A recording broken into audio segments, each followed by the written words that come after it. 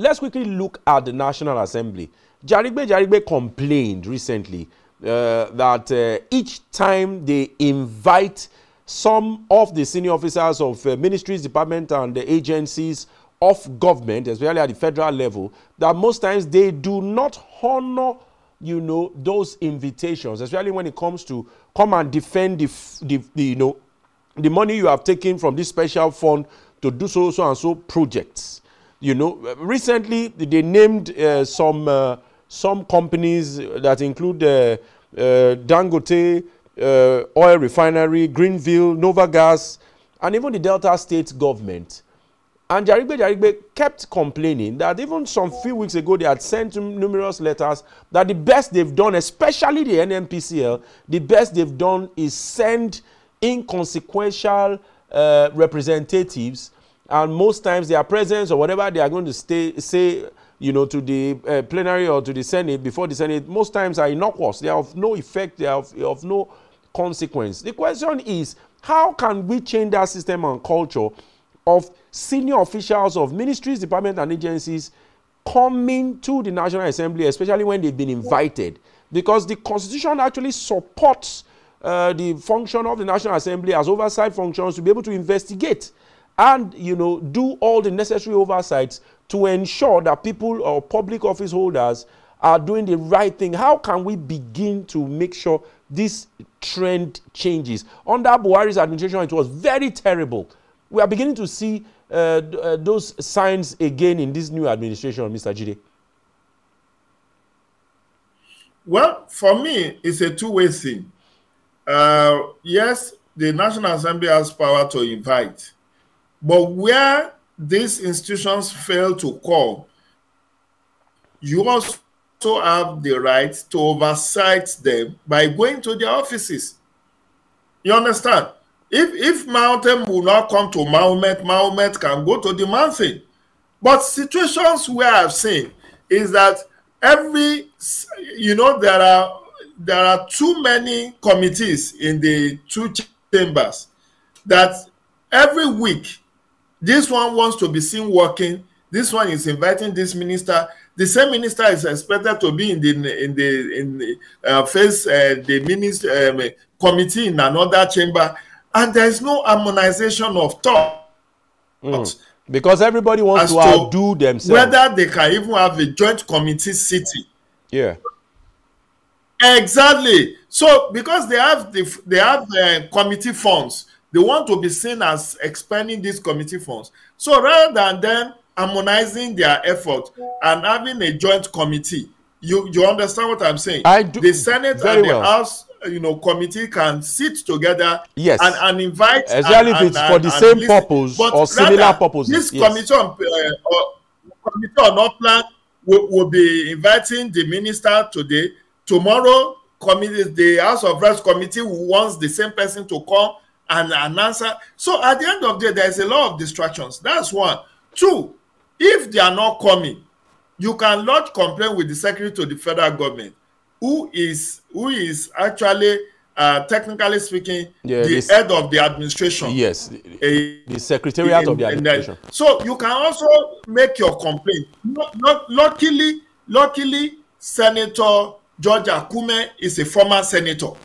He's a ranking senator, aside from being a former minister, and now secretary to the federal government. So he has him, and he's also a former governor. So he knows the challenge and can actually help to streamline this tension between the National Assembly and the leadership of the MDAs.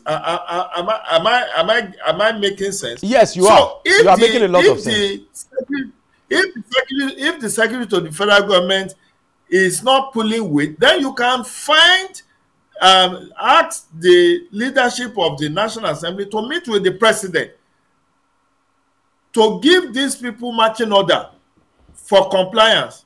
But the first step will be to meet with the secretary to the federal government and let us see whether there could be harmonization of this invitation, that there is a joint committee of state, of the House of Reps and Senate sitting together to engage the leadership of MDAs.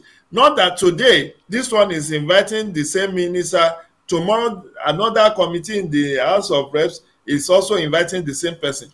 At the end of the day, there is a lot of distractions. So I think that is where it should start. But like I also said, if Mohammed will not come to the mountain can go to the Mohammed. No, if they fail to come, you can go to them. Mr. Jide, in as much as what you've said make a lot of sense, you know, and you have placed it in a very, very clear and understandable way. Yes, the committees are competing against one another. The committees have access to committee funds, and everybody wants to be seen to expend it.